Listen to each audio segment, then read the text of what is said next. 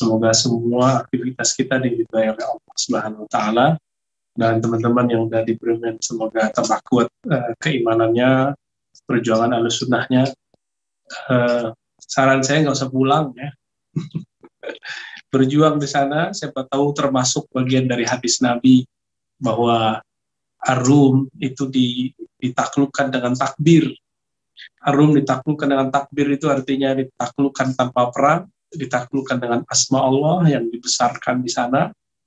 Tentunya asma itu tempatnya bukan di batu, bukan di mana-mana, tempatnya bukan di peluru, asma itu ada di qalbu. Maka besarkan nama Allah itu, kita sudah sama dengan mengislamkan sekitar kita, insya Allah. Tampilkan, kalau orang sudah dapat nama Allah itu tentu akhlaknya baik.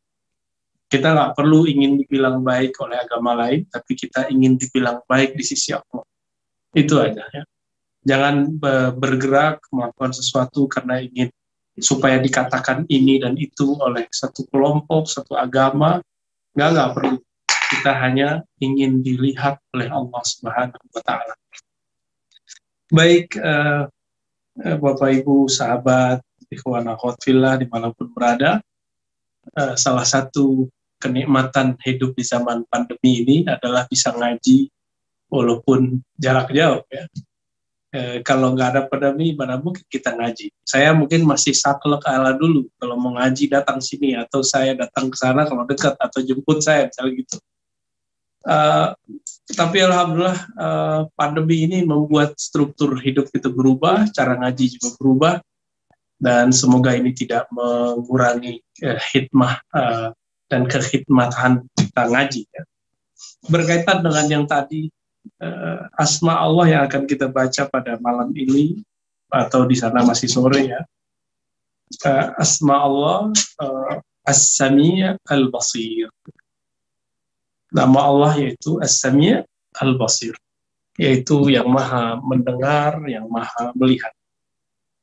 Kalau belajar tauhid yang biasa, mungkin kita sudah sering dengar kata sama dan basar.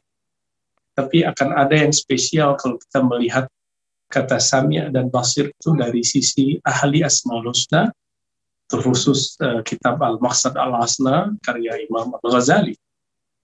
Beliau mengatakan bahwa As-Sami' yaitu kaunuhu sami'an, Allah Ta'ala itu maha mendengar dengan sifat samanya, yakni alladzi la ya'zubu an idrakihi masmu'un wa khafiyah, yang tidak ada sesuatu pun luput dari sifat mendengar Allah Ta'ala, objek yang bisa didengar, wa in khafiyah, meskipun objek tersebut tersembunyi menurut kasat mata kita. Karena Allah Subhanahu wa taala bisa mendengarkan yang zahir, bisa mendengarkan yang batin. Kita ini sebenarnya adalah manifestasi terkuat, terlengkap Allah Ta'ala, dan kita juga diberikan sisi yang zahir, diberikan juga sisi yang batin.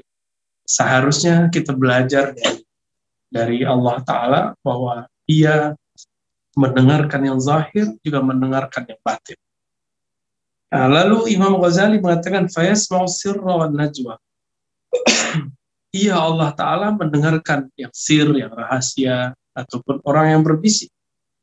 Bal ma huwa adaq, bahkan yang lebih lembut, lebih halus daripada itu, lebih tersembunyi dari itu. Kita di belakang tembok kita sudah tidak tahu. Bahkan kalau jaringan ini sudah nggak ada, kita nggak bisa dengar. Tapi Allah Ta'ala tembus ya. Maka kalau dulu di zaman Nabi, zaman para ulama-ulama terdahulu, sebelum ada alat-alat canggih seperti zaman sekarang, bagaimana detailnya pendengaran dan penglihatan Allah itu disebutkan, yakni yudrik tabiban namlah as-sauda ala sakhratis samma fil lailatil zulama. Jadi Allah itu bisa mendengarkan geraknya semut hitam di batu yang hitam lega di malam yang tiada rembulan gitu. Jadi Allah bisa dengarkan gerak. Kenapa? Ya, ciptaannya saja seperti kelelawar itu bisa mendengar dari radius sekian kilo misalnya. apalagi Allah Subhanahu wa taala. Jarak itu bagi Allah tidaklah penting karena Allah dekat, tidak berjarak ya. Jauh pun tidaklah seperti yang kita bayangkan. Yasma' hamdal hamidi. Kenapa saya tadi mengatakan di awal, ayo tunjukkan kita sebagai orang yang sudah mendapatkan pancaran asma itu, kita berjuang bukan karena ingin dipuji, dihargai. Maka kalau makan hati dikit, ya sabar-sabar aja Pak Giri panas ya.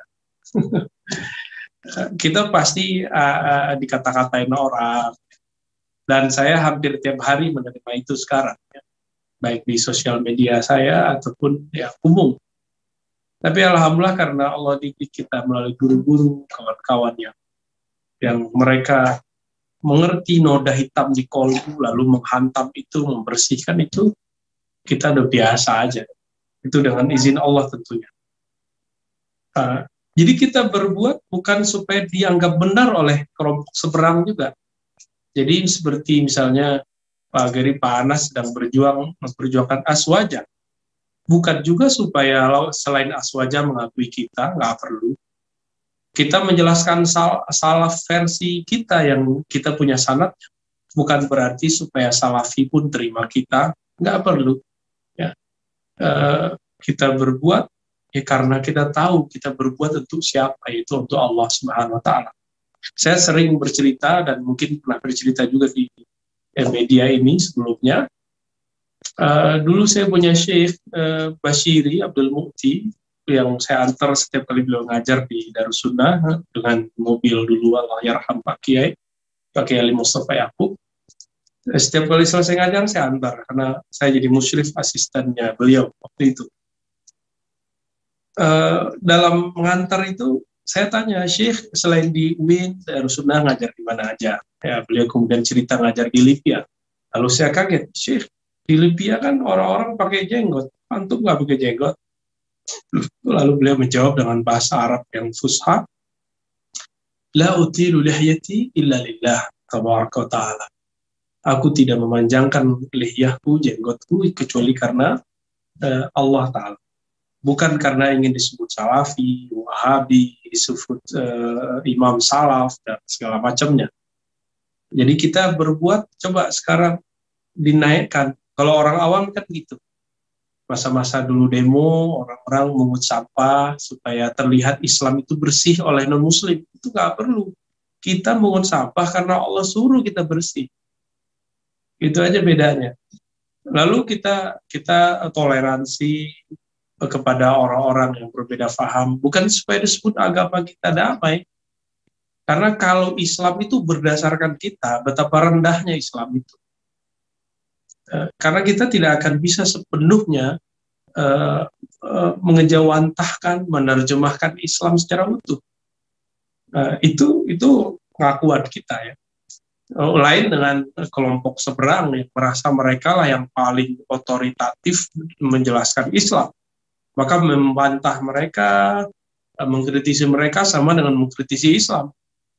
Membantah mereka sama dengan membantah Rasulullah. Itu keyakinan mereka. Nah, kita tidak. Kita menganggap diri kita hanya orang yang mencoba menerjemahkan agama ini sesanggup kita. Jika kemudian di tengah jalan kita tidak utuh, itu bukan berarti Islam yang tidak utuh. Kitanya yang tidak utuh.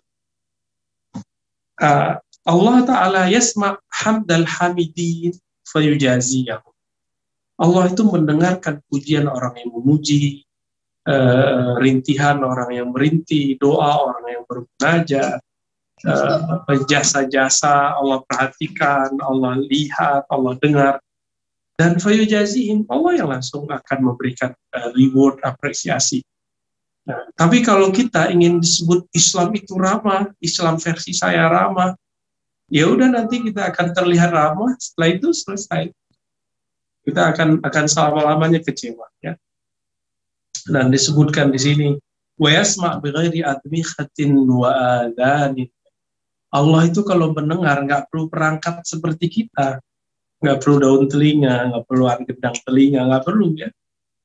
Kama yaf'al bighairi jarihatin wa yatakallam bighairi lisanin. Sebagaimana Allah jika berbuat itu nggak perlu ada anggota tubuh ya, Sebagaimana berbicara tidak perlu alat lisan. Wasam'uhu munazzahun an ayatatarraq ilaihil hadatsan. Dan Allah Ta'ala walaupun mendengar, bukan berarti Allah itu mendengar, lalu pendengarannya berubah dengan berubahnya objek yang didengar. Dari awal saya berbicara, pembicaraan saya berkembang, berubah, bertambah, berkurang. Ketika ada yang bertambah, bukan berarti Allah ilmunya bertambah. Tidak, ya. Ilmu Allah tetap begitu.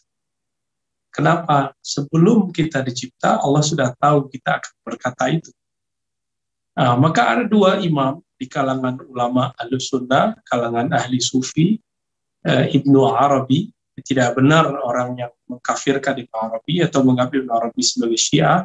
Ibnu Arabi dihormati di kalangan Ahlussunnah dan sebagian irfani Syiah. Tapi Ibnu Arabi seorang Sunni dan kita bisa buktikan dalam kitab Al-Futuhat Al-Makkiyah dan risalah khususnya mengenai akidah, ya. Bahwa akidahnya adalah akidatul awam, akidatul ahlussunnati wal jamaah. Beliau ini berpendapat seperti kebanyakan ahlussunnah Asy'ariyah, Imam Ghazali misalnya, bahwa Allah itu mengetahui sesuatu itu tadinya tidak ada lalu dijadikan ada. Secara ilmu, ya, secara ilmu Allah Ta'ala. Tadi nggak ada lalu diadakan. Tapi ini kemudian dikatakan diberikan tambahan oleh Imam Abdul Karim Al-Jili dalam kitabnya Al-Ihsan Al-Kamil. Kitab ini unik. Oleh Syekh Abdul Somad Al-Falimbani dalam Syiar Salikinnya dikatakan bahwa kitab ini hanya boleh dibaca untuk muntahi, bagi orang-orang yang memahami ilmu ma'rifat level terakhir. Tapi tenang aja, yang penting dijelaskan sesuai dengan kepakarannya, dengan istilahnya, jadi tidak akan ada masalah. Cuma kitab ini oleh orang-orang yang tidak mengerti dianggap kitab yang menyesatkan. Nah, ini tanda kalau mereka nggak ngerti lalu bakal menyesatkan. Kalau begitu Syekh Abdul Somad Al-Falimbani sesat, kan nggak mungkin, ya. Beliau Ahlussunnah dan lama di Madinah dan mewariskan kitab-kitab Ahlussunnah kepada kita. Karena saya mendengar beberapa tempat itu pernah konflik masalah kitab ini, ya. Apa kata Imam Al-Jili ini? Sebenarnya kita ini ada dalam ilmu Allah. Jadi wujudnya disebut wujud ilmi. Lalu kita sebagai objek yang masmu'at, yang didengar, maka kita disebut wujud masmu'at atau wujud masmu'i. Atau kalau kita yang Allah lihat, maka kita disebut dengan wujud al-mubassari atau mubassarat, ya. Jadi dari ilmu Allah yang qadib itu, dari sama Allah yang qadib itu, pendengaran Allah yang qadib, penglihatan Allah yang qadib itu, lalu kita diwujudkan dalam bentuk yang hadis, yang baru. Nah, bagaimana hubungannya itu? Itulah rahasia Allah, ya. Inilah yang tidak boleh diekspos, ya. Allah yang maha qadim, yang maha terdahulu, itu kemudian mengetahui kita, sedangkan kita ini baru. Nah, inilah hubungan kita dengan Allah SWT. Maka kita diberikan anugerah sifat sama, mendengar, sehingga kita disebut sami'an dalam surat Al-Insan. Basiran, ya, sami'an mendengar, basiran melihat. Ternyata di Quran hampir semua lafaz yang membarengi antara sama dan basar selalu didahulukan sama. Maka teman-teman, inilah perintah sebenarnya. Allah itu nyuruh kita mendengar itu lebih awal daripada kita melihat. Maka banyak-banyaklah mendengar, dengarlah secara utuh, baru komentar. Jangan berhukum dengan hukum basar, tapi berhukumlah terlebih dahulu dengan hukum sama dulu. Ini orang sekarang kan nggak mau ngaji yang lama, maunya ngaji potongan, lalu menghukumi orang dengan potongan video. Maka saya apresiasi kepada teman-teman di Bremen. Ini siapa yang transkrip ini kajiannya, Pak? Ini bagus juga nih. Pak Geri, Pak, kita malu sebetulnya sama Pak Geri. Para tawafik, ya. Silakan diedit, lalu dibuat PDF-nya dibagi aja. Nanti cek dulu kalau ada yang salah, ada kalam-kalam yang keliru, silakan diluruskan aja. Jadi jangan nunggu saya yang meluruskan, langsung dibenerin aja Pak Giri ya. Tafadhol ya. Dan kalau mau dicetak, cetak aja, nggak perlu konfirmasi ke saya. Ya, yang penting kalau ada kalam yang tidak benar di situ tolong diluruskan ya. Baik, jadi Allah Subhanahu Wa Taala ketika objek yang didengarnya, yang dilihatnya ini berubah, bergerak, itu bukan berarti Allahnya berubah. Nah, inilah perdebatan dulu antara Ahlus Sunnah dengan Ibnu Sina. Ibnu Sina ini mengatakan bahwa Allah Subhanahu Wa Taala seperti Mu'tazilah, yasma, dan yang mendengar itu zatnya Allah, gitu, bukan sifat sama. Kalau Ahlus Sunnah itu Allah mendengar dengan sifat mendengar, dengan sifat sama. Kalau bagi Mu'tazilah tidak, Allah mendengar bizat, dengan zatnya. Ini versi Mu'tazilah. Yang lucu itu versi Ibnu Taimiyah. Ibnu Taimiyah itu menyebut istawa, di Quran kan nggak ada istilah istawa bizatihi. Ya, Ibnu Taimiyah buat bid'ah baru itu, istawa bizatihi, istawa dengan zatnya. Yanzilu bizatihi, Allah turun ke langit dunia dengan zatnya. Jadi ini kesamaannya dengan Mu'tazilah dengan penyebutan zat. Bedanya Mu'tazilah narok kata zat itu ketika meniadakan sifat ma'ani yang 7 itu, lalu ada beberapa Mu'tazilah yang tidak ya. Sedangkan Ibnu Taimiyah untuk sifat fi'liyah, sifat perbuatan seperti istawa, nuzul ya. Giliran ma'iyah wa huwa ma'akum aina kuntum, itu dia balik lagi seperti akidah Ahlus Sunnah yang lain. Dia bersamamu dimanapun kamu berada, kata Ibnu Taimiyah dalam akidah al-wasitiyahnya, yang bersama itu adalah ilmunya. Nah ini kan lucu, giliran istawa bersemayam zatnya, tapi giliran ma'iyah bersama, kebersamaan, padahal lafaznya jelas huwa kan dia seharusnya zatnya dong. Kenapa Ibnu Taimiyah itu kemudian tidak konsisten dengan pendiriannya? Kita nggak tahu, Ibnu Taimiyah sudah wafat. Ya. Lalu dia menyebut itu sebagai tafsir. Padahal itu bagi kita sudah ta'wil. Maka pendek kata, sebenarnya Ibnu Taimiyah sendiri tidak menolak ta'wil seperti Ahlus Sunnah yang lain. Dia cuma beda istilah sama kita. Ya. Itu kalau mau sunuzon nama Ibnu Taimiyah. Rahmatullah alaih. Ya.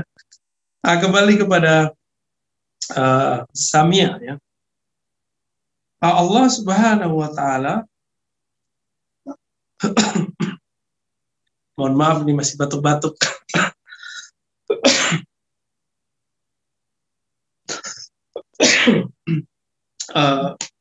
Seperti yang saya sampaikan tadi, hampir semua ayat yang menggandengkan antara Sami' dan Basir itu menyebutkan sama itu dulu. Bismillah.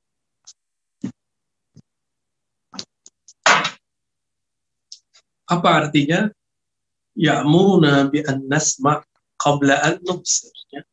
Kita diperintahkan untuk mendengar lebih awal daripada melihat. Karena mendengar itu biasanya akan lebih tenang, butuh fokus. Kalau melihat kita kadang-kadang nggak fokus juga bisa lihat. Tapi kalau mendengar itu nggak bisa kecuali kita fokus. Lalu beliau mengatakan lil abdi min haitsil hasi hizun fi sam'i hazzun fi sam'i lakinnu qasirun fa innahu la yadriku jami'al masmu'at. Maka seorang hamba harus punya porsi untuk mendengar meskipun tidak sesempurna Allah Subhanahu Wa Taala ya. Karena kita tidak bisa mendengar semua objek. Nah, kecuali di suatu saat Allah perdengarkan hal-hal yang biasa kita tidak dengar. Kita sebut firasatkah namanya, kasyafkah namanya.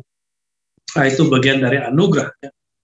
Maka sesekali kita bisa tahu kalau kita diomongin orang, Tapi untuk apa itu kalau bikin sakit hati? Nah, maka lebih baik kita nggak tahu kalau kita diomongin orang. Jadi kadang-kadang kasaf itu bukanlah anugerah. Kasaf itu kadang ujian.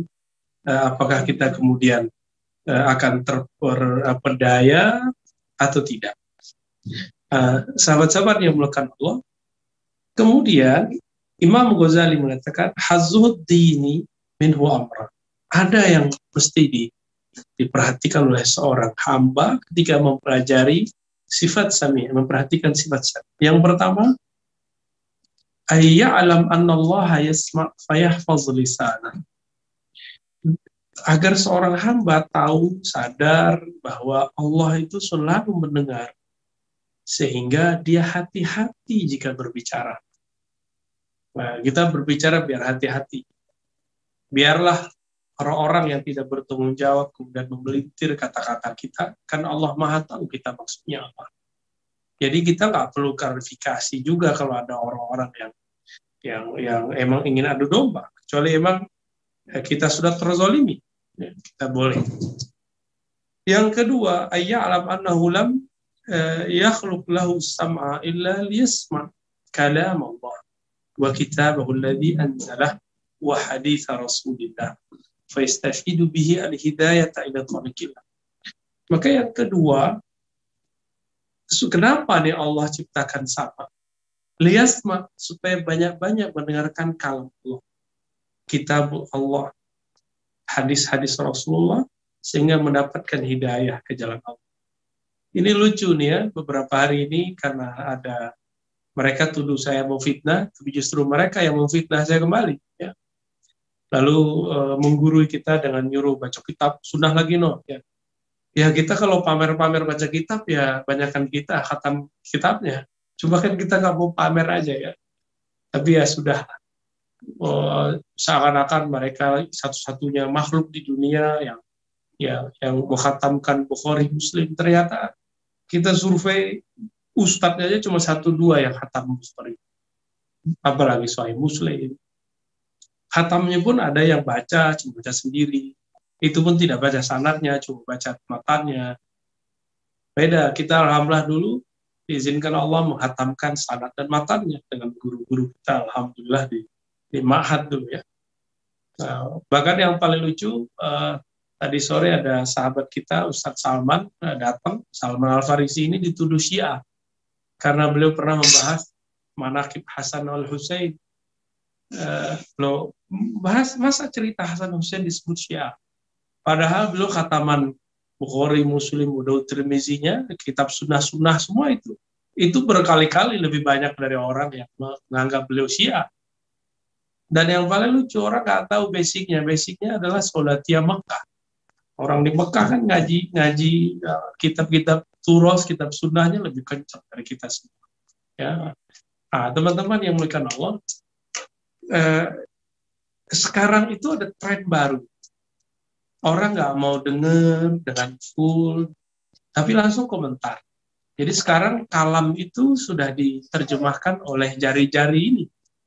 Ya, padahal kita diperintahkan untuk banyak mendengar, belajar sebelum berkomentar. Nah, inilah masa-masa sekarang nih, zaman fitan, zaman kekacauan. Jangan kemudian terpancing. Jadi walaupun misalnya antum senang kajian saya, lalu kemudian saya dihujat orang, jangan juga terpancing lalu menganjing-anjingkan mereka. Ya, tolong jaga juga kalau mau counter dengan cara yang ahsan, yang baik.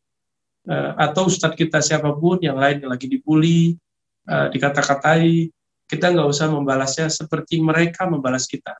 Ya, ya macam-macam lah. Ya, kita nggak perlu meneraka-nerakakan mereka.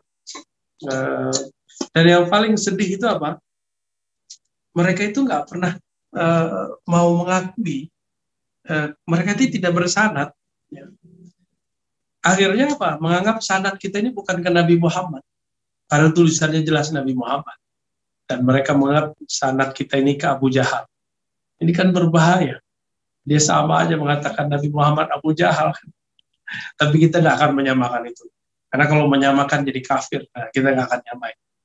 Barangkali itu proses, karena saya pernah diproses mereka, kita maklumi, ya. Tidak mau mendengar tapi langsung berkomentar, tidak mau membaca yang panjang tapi malah langsung menghantam. Ini kan terjadi, ada teman kita yang pakar hoax, ya, datang juga beberapa waktu ini ke rumah, alhamdulillah, cerita mengenai contoh kasus hoax yang berkembang. Beberapa waktu lalu, teman-teman, Ustadz kondang di Bandung, di negeri kita, Agim, mengalami kebakaran, ya, salah satu gedung pesantrennya. Lalu beritanya apa? Beritanya bahwa pesantren itu dibakar oleh Syiah. Ya, kita mengkritisi Syiah, tapi jangan semua kesalahan yang terjadi ini diarahkan ke Syiah gitu. Tapi video tentang Syiah membakar ini berkembang. Ketika Hakim membuat penjelasan klarifikasi, itu nggak didengar. Orang lebih minat dengan Syiah membakar ini daripada penjelasan orang yang sedang bersedih, ya, orang yang dapat musibah. Jadi dihitung, ada alat hitungnya, berapa kali diputar, berapa kali disebar, tetap lebih populer yang yang hoax itu. Baik. Nah, ini pelajaran kita ketika membaca As-Sami' dan Al-Basir. Di Al-Basir ada tambahan beberapa, ya. Sebentar.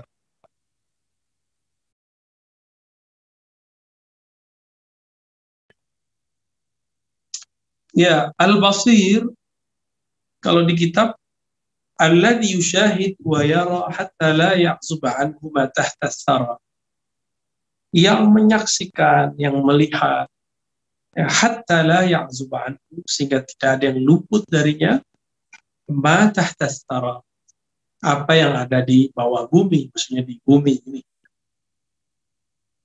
Wa ibsaruhu aidan munazzahun an ayyakuna bihadaqatin wa ajfan. Sebagaimana sama Allah tidak dengan telinga, daun telinga, gendang telinga, berkalam nggak mesti pakai bibir dan lisan, gigi, nggak perlu pakai kerongkongan. Sama Allah memandang tidak perlu pakai kelopak mata, putih mata, retina, itu enggak.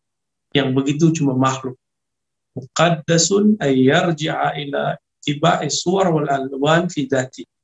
Saya ketika melihat, maka gambar itu masuk ke dalam memori saya. Seperti saya melihat teman-teman sekarang, maka rupa, bentuk, surah itu masuk ke dalam diri saya, tersimpan. Allah Ta'ala ketika mengetahui sesuatu, ilmunya tidak bertambah, tidak berkurang. Maka tidak ada satu gambar apapun masuk ke dalam ilmu Allah. Itu seperti yang dikatakan oleh Imam Al-Jili tadi. Allah melihat itu adalah objek yang dia ketahui, yang dia lihat pada ilmunya, pada basornya yang qadim, pada penglihatan yang qadim sebelum alam semesta ada, lalu Allah zahirkan, itulah yang disebut melihat. Jadi melihat Allah bukanlah melihat seperti yang kita pahami, saya melihat antum ini, ya. Allah menzahirkan dari ilmunya yang qadim, dari objek pandangan yang qadim, menjadi yang hadis, yang nyata sekarang, baru itulah yang dimaksud oleh Allah Subhanahu wa Ta'ala. Karena Maha Suci Allah dari pertambahan pada sifat sama dan basarnya. Ini yang dikhawatirkan Ibnu Sina sudah dijawab oleh Imam Al-Jili, ya. Begitu juga oleh Imam Al-Ghazali. Bismillah.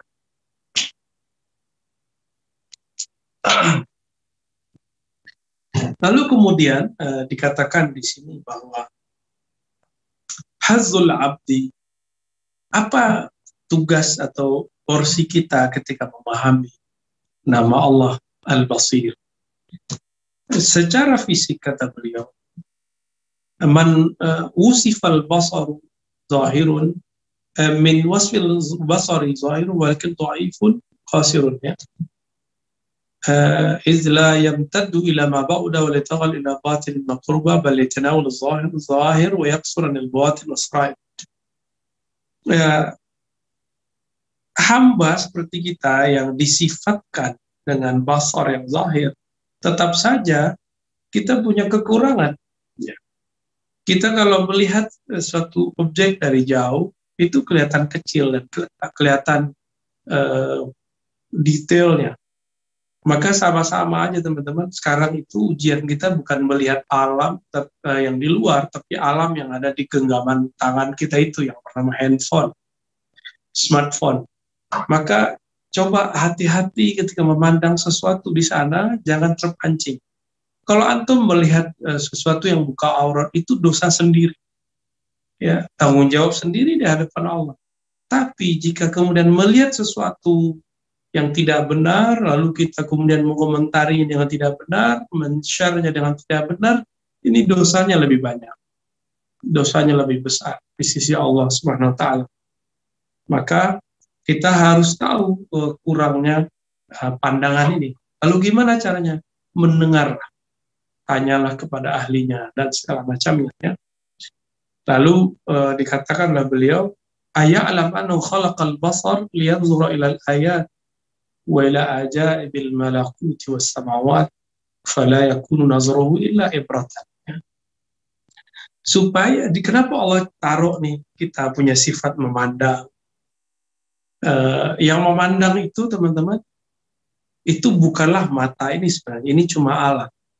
Tapi ada satu power, energi yang Allah berikan, anugerahkan kepada kita dari basarnya Allah Ta'ala, pancaran basarnya Allah Ta'ala itu Allah berikan kepada kita. Supaya apa? Liyanzur ilal ayat. Supaya memperhatikan kepada tanda-tanda Allah Subhanahu Wa Ta'ala di alam semesta dan keajaiban malakut was samawat. Ya.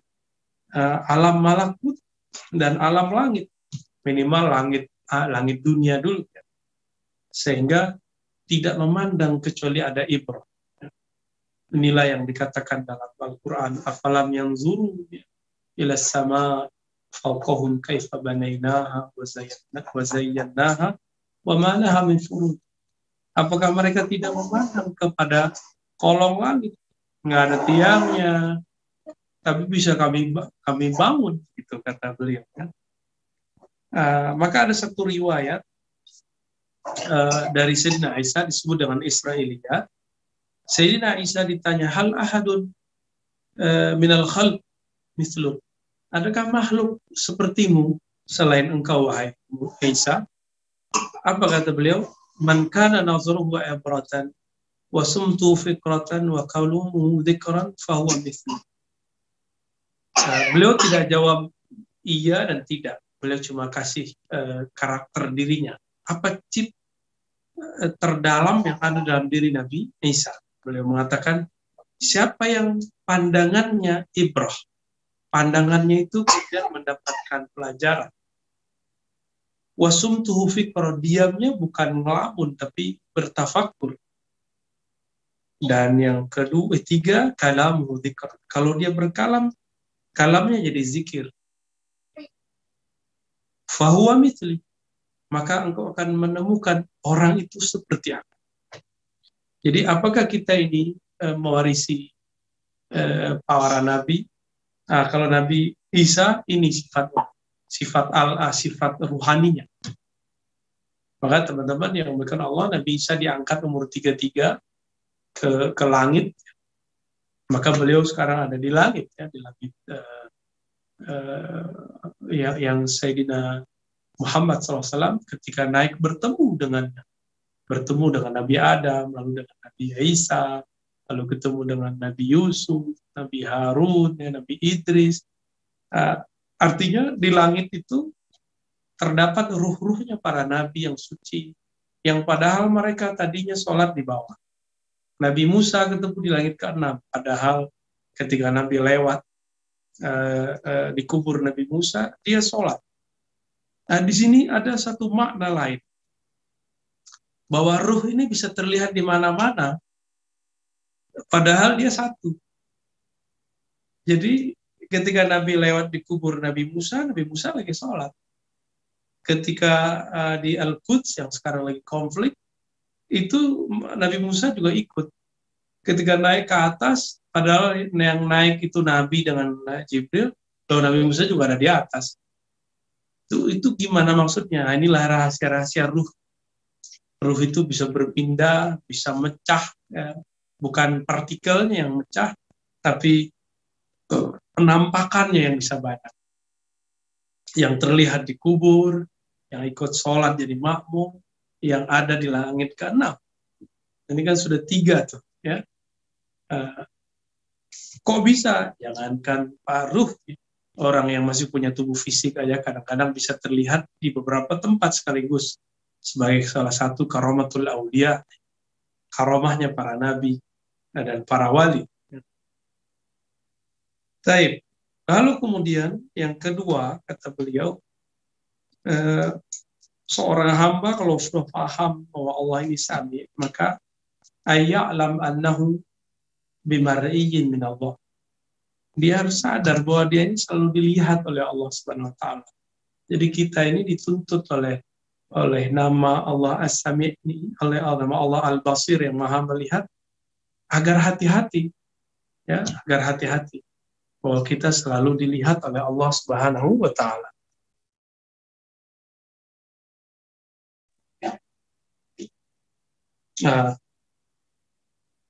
Fala yastahin binazrihi ilaihi wa tilaihi alaihi. Lalu Allah melihat, yang Allah lihat dari kita itu sebenarnya apa? Dan saya sudah sering mengatakan, teman-teman dimakan Allah, objek utama yang Allah perhatikan dari diri kita adalah kolbu. Maka apakah di kolbu ini ada nama selain Allah? Ada noda-noda hitam yang membuat nama-nama itu tidak bisa tertulis di sana atau tidak terbaca. Jika iya, tugas pertama kita adalah melakukan taubat qalbiyah, taubat qalb. Kebanyakan taubat kita baru taubat jasadiyah. Ya. Kalau jasadiyah mungkin teman-teman dosanya nggak banyak, mungkin dosa saya yang lebih banyak. Tapi taubat qalbiyah, siapa yang sering melakukan? Nah, inilah taubatnya para wali, para nabi. Nah, kita orang yang biasa seperti kita ini, kalau ingin menjadi luar biasa, mulailah setiap hari, setiap malam. Coba malam ini sebelum tidur, taubatnya taubat qalbiyah, taubat kolbu. Karena Allah memandang ke kolbu kita, dan kita merasa, ya Allah, di kolbuku masih ada selain Engkau. Di kolbuku masih ada noda hitam bernama keinginan, cinta dunia, obsesi duniawi. Bahkan kita menginginkan surga aja itu nggak pantas kalau Allah lihat. Walaupun Allah biarin. Gitu ya. Itulah sebabnya kenapa ada orang yang ibadah sepanjang umurnya secara zahir, tapi batinnya tidak pernah merasa dilihat Allah dan tidak pernah membersihkan kolbunya. Apa yang terjadi? Saat sebelum dia wafat, dia berubah. Keluarlah semua noda hitam itu, berzahir dalam dirinya, pada zahir dirinya, dan akhirnya yang terjadi, dia kemudian berkata-kata yang tidak baik, berkalam yang tidak baik, amalan selama ini itu cuma palsu, dan dia meninggal dalam kekejian itu. Ya. Nah, ini yang tidak dipahami oleh kelompok Mu'tazilah, dan mereka menolak hadis ini, padahal hadis sahih diriwayatkan oleh Ibnu Mas'ud dan dikumpulkan oleh Imam Bukhari dan Muslim. Nah, teman-teman yang bukan Allah, apa namanya ini? Merasa dipandang oleh Allah. Nah, ini yang disebut dengan muraqabah. Muraqabah, ya, merasa dipandang oleh Allah, merasa dilihat oleh Allah. Muraqabah ini ada yang diperoleh dengan hasil riyadhah, mujahadah, ya, berlatih. Ya, ini yang dilakukan oleh ahli thariqat sufi. Mereka berzikir 10.000, 11.000, 70.000 supaya muncul rasa. Sebagian ulama kita punya cara lain, yaitu dengan cara ma'rifah, ngaji. Nah, semoga ini salah satu caranya. Ma'rifah ini kan metode kekasih Allah itu sebenarnya. Yang mereka pakai jalur khusus kepada Allah. Mereka datang kepada Allah tidak dengan banyak amal, tapi mereka datang kepada Allah dengan ketulusan hati dalam beramal. Nah, dengan ini kalimat Sami' dan Basir inilah puncak daripada semua tarekat ketika merasakan, dipandang dan memandang Allah Subhanahu wa Ta'ala. Ya. Terakhir ya, Imam Al-Ghazali mengatakan wal muraqabatu ihda samaratil iman.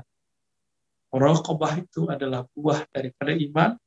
Faman qarafa ma'siyatan wa huwa ya'lamu anna Allah yara fama ajsarahu wa ma akhsarahu wa man zanna anna Allah ta'ala la yara fama azlahu wa akfar. Jadi kalau dibahasakan bebas itu, kalau kita ini mau maksiat, lalu kita merasa di dalam Allah, masih berani nggak maksiat? Nah, biasanya kalau kita mau terjebak maksiat, apa yang terjadi? Biasanya yang terjadi adalah kita dibuat lalai sejenak, lalu kita kemudian baru berani maksiat. Itu biasanya yang terjadi. Nah, ini berbeda dengan Sayyidina Khidir. Nabi Khidir itu ketika membunuh seorang anak, itu tidak ada rasa itu hilang. Justru ada perintah gaibiyah yang datang kepada beliau untuk melakukan itu. Sehingga tidaklah beliau disebut berdosa. Ya. Beda dengan kita. Kalau kita karena dibuat lupa sejenak, sehingga kita menikmati maksiat itu. Nah, inilah bedanya kita, munafik kita di hadapan makhluk Allah, apalagi di hadapan Allah Subhanahu wa Ta'ala. Jadi teman-teman kalau mau cari orang munafik, gak usah jauh-jauh, kita lah orang itu ya. Diri kita lah orang-orang yang paling munafik, nunjukin kesolehan di mana-mana, tapi sebenarnya kan palsu semua. Ciri-ciri tidak munafik kan satu aja. Dalam kesendirian dan keramaian sama. Dia sendiri zikir, dalam keramaian zikir. Sendiri taat, dalam keramaian taat. Dalam kesendirian itu dia tidak maksiat, sebagaimana dia tidak maksiat. Ini kan lawan kita semua. Kita berbeda dengan itu semua. Maka teman-teman, Allah tahu semua itu. Allah lihat di belakang kedok kesolehan ini, maka di situ kita taubat. Inilah yang kita sebut tadi, taubat qalbiyah. Taubat secara qalbu, semoga kita dapat hakikat makna daripada taubat qalbiyah ini. Istilah taubat qalbiyah ini belum muncul di kitab ya, itu muncul di kitab-kitab yang lain, bukan kitab Al-Maqsad Al-Asnar, sebagai fawaid, zawaid dari apa yang saya pelajari dan rasakan ketika mempelajari nama-nama Allah. Ya, jadi antum kalau mau khusyuk itu cukup dengan dua nama ini. Mau muncul rasa takut cukup dengan dua nama ini. Kalau ingin meninggalkan maksiat cukup dengan dua nama ini. Jadi nggak usah jauh-jauh pelajari nama Allah yang lain. Ya, atau belajar ilmu aneh-aneh. Nggak perlu. Pelajari hakikat nama ini, lalu baca Allahu hadiri, ya. Allahu syahidi, ya. Allah sangat maha melihat, Allah selalu hadir, Allah selalu menyaksikan apa yang aku lakukan. Nah, itu nanti akan membuat hijab-hijab qalbu kita mulai kemudian memudar, muncullah kemudian pandangan-pandangan hakikat, insya Allah. Oke, saya kembalikan ke Pak Geri, Pak Anas, tafadhol ya.